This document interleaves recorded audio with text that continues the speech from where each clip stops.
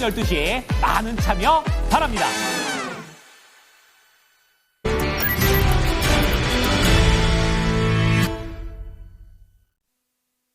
조금 전에 나온 소식인데요. 많이 기다리셨을 겁니다. 이 금투세 폐지 관련해서 본회의 통과했다라는 소식, 금투세 폐지, 가상화폐 과세, 이 2년 유예 법안이 국회 본회의 통과했다라는 내용이 전해지고 있습니다. 오늘 일정에 이미 고지가 된 내용이어서 스케줄대로 착착 진행이 되고 있는 거고요. 이렇게 되면서 금투세 걱정은 좀 안 하셔도 되겠습니다. 그리고 가상화폐 시장, 요즘 뭐 비트코인 뜨거워지면서 많이들 들고 계실 텐데 여기에도 세금 걱정은 좀 당분간은 2년 유예니까요. 안 하셔도 될 것 같습니다.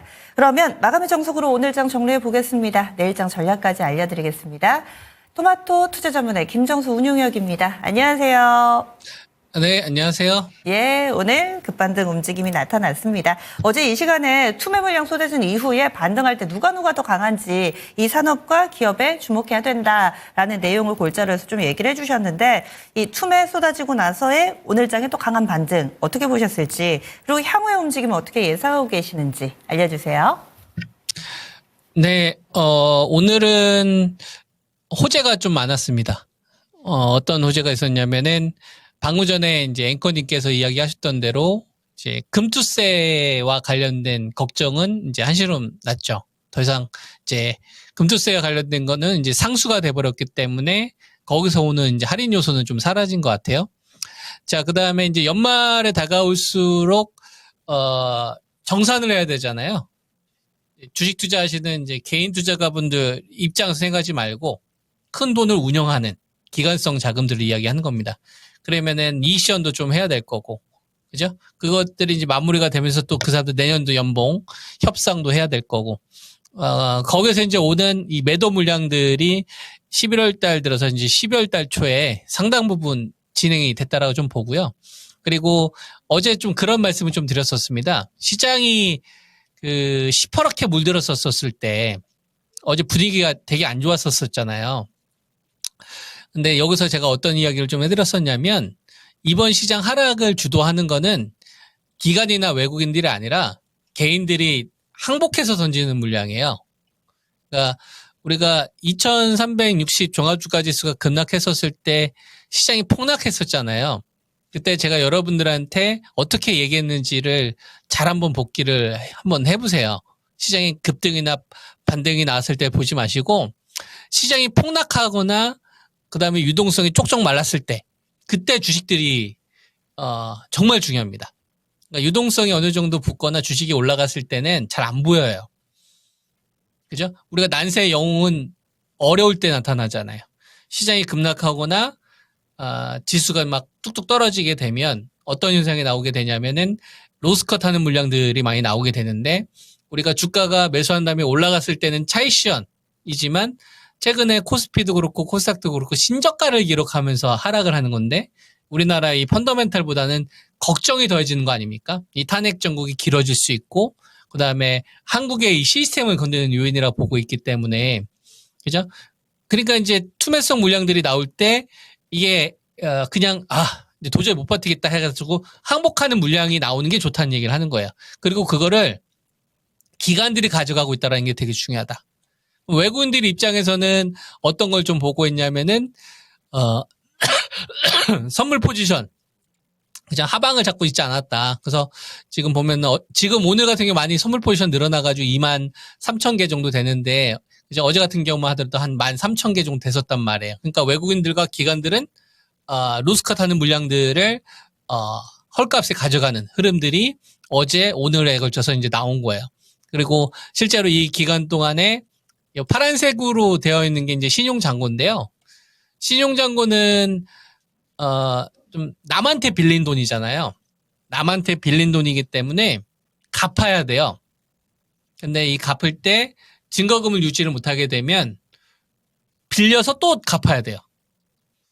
근데 여러분들 신용 물량이 어제 이렇게 급락이 나와서 한 1,700억까지 좀 증가를 했더라고요. 그러면 이제 여기서 만약에 올라가게 되면 약간 이제 2,400 위에서 이렇게 계속 버티는 흐름이 나오면 신용 물량은 어떻게 될까요, 여러분? 늘어날까요? 다운될까요? 여러분. 주가가 올라오게 되면 신용 물량이 급증하는 경우도 있습니다. 주가가 올라왔는데도 불구하고. 저는 그런 흐름이 얼마든지, 그러니까 우리가 아래쪽으로 만약에 떨어지게 되면 CFD 물량까지 아마 나올 거예요. ELS. 그러면은 신용 물량이 제가 한 1,700억 정도 된다고 말씀을 좀 드렸지 않습니까? 그러면 금액 규모가 한 3,000억이나 한 5,000억 정도. 그러니까 만약에 2,360 깨지면 2,300 깨진다고 생각하시고, 그러면 아마 단위 자체가 훨씬 더 세게 나올 겁니다. 한 3,000억, 5,000억, 뭐 7,000억 이런 정도로. 그러면 그때가 진짜 있는 현금 없는 현금 해가지고 막 승부를 볼 때라고 저는 생각을 하고요. 그리고 그런 경우가 안 나오고 만약에 여기서 반등이 나와서 위에서 버벅거리는 흐름들이 나오면 지수가 올라가더라도 로스컷 물량은 저는 추가적으로 나올 거다. 전 그렇게 봅니다. 왜냐하면 이미 공포에 휘어잡혀 있어요. 지금 개인 투자가분들은. 그래서 기본 마이너스 50%에서요. 이번 떨어져가지고 한 마이너스 70%, 마이너스 80% 되잖아요. 그러면 개인들 보통 심리는 저랬을 경우에는 포기해버려요. 에휴, 그냥 자식한테 넘겨주지 뭐. 그리고 야 그냥 이거 그냥 끝까지 가련다. 이러고서 한 2, 3년 잊어요. 그리고 나서 나중에 다시 매수가 찾으면 그때 다시 이제 종목 문의하러 옵니다. 그러니까 우리가 뭘 생각해야 되냐면 일정 퍼센테이지를 넘어가게 되면 만약에 반대매매나 신용청산을 당하면 아웃되는 거잖아요. 근데 만약에 그렇지 않게 되면은 이거는 자포자기성 자금으로 바뀌어버리기 때문에 저런 거는 그냥 시간이 엄청나게 길어지거든요. 근데요, 만약에 한 마이너스 한 30% 기록을 하다가 여기서 좀 추가적으로 반등이 나와서 한 마이너스 15%, 마이너스 한 10% 줄어들잖아요, 여러분. 그러면 이미 공포를 이번 구간 8월달 요 구간 겪었기 때문에 던지는 경우가 많이 나올 수도 있다 이거예요. 왜냐하면 신용공포를 한번 봤기 때문에 증권사로부터 전화를 받았기 때문에 무슨 말인지 이해되죠? 그게 차트로는 어떻게 나타나야 되냐면 그러니까 이제 앞으로 어떤 일들이 벌어질 건지를 제가 여러분한테 미리 이야기해 주는 거예요. 알겠죠, 여러분? 이거 잘 기억하시라고. 이런 메커니즘을 이해를 해야 돼요. 사람들 심리도 진짜 중요하거든요. 주식 투자할 때는 꼭 그 논리대로 안 움직여요.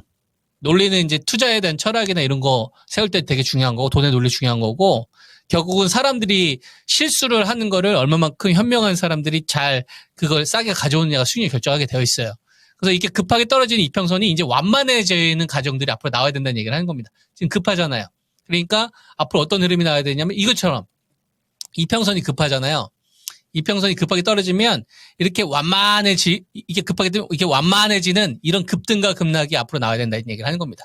이렇게 한번 급등 나오고 또 다시 급락 나왔다가 반등 나오고 또 다시 급락 나왔다가 반등 나오고 무슨 말인지 이해되죠? 그리고 나서 나중에 시간이 지나면은 그냥 가만히 있으면 2300에 수렴하는데 여러분 가만히 있으면 2300에 수렴하는데 2300에서 한번 떨어지게 되면 한번 폭락 나오고 2300 한번 올라오고 근데 요 수익률 꽤 큽니다.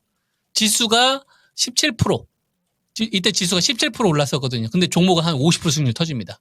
요것도 한 17% 20% 정도 터지잖아요. 종목은 100%짜리가 나올 거예요. 근데 나중에 시간이 지나면 2,300인 거예요.